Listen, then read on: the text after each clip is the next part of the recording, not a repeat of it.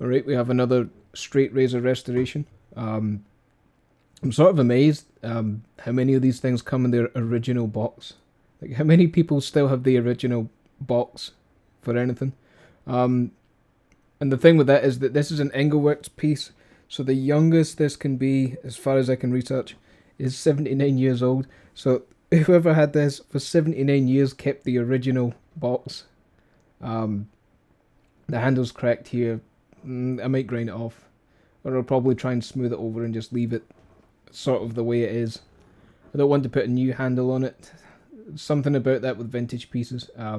This thing is covered in rust though, and it's quite bad, so it's going to leave some pitting on the finish.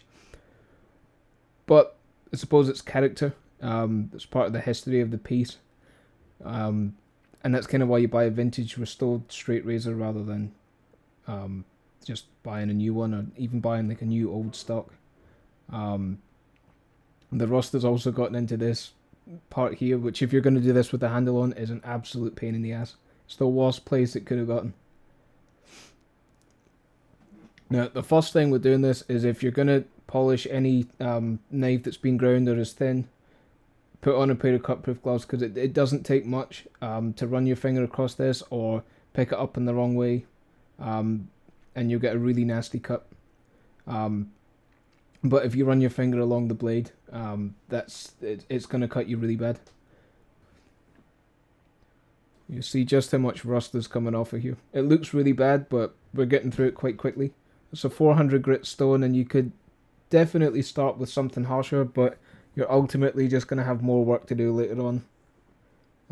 It's way easier to just grind away at this with a higher grit stone. It doesn't take much to get 400 grit scratches out.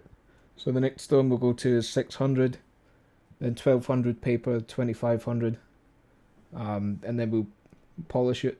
But it's far easier to just start with the highest grit that you can and do a little more time, even if it feels like you're not really doing very much. And you'll see there's still rust coming off, but it's not going to be too bad. Another thing to mention is that you don't need to use oil for oil stones. That's interior car cleaner from Halfords of all places.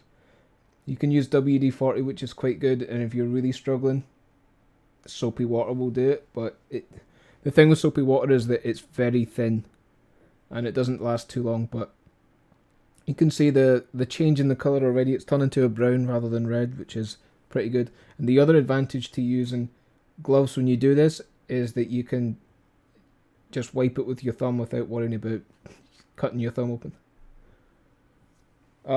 But we'll make quick work of this. I'll run some music and speed this up, and then we'll get it sharp.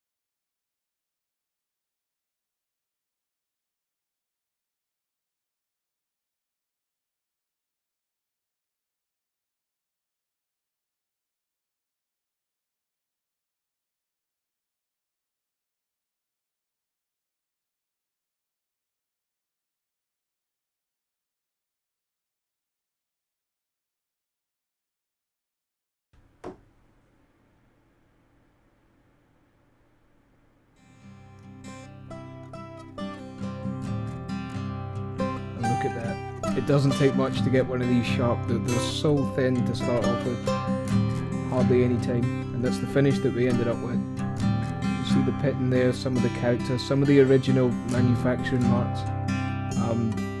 Oh, it's just full of character. I love these things.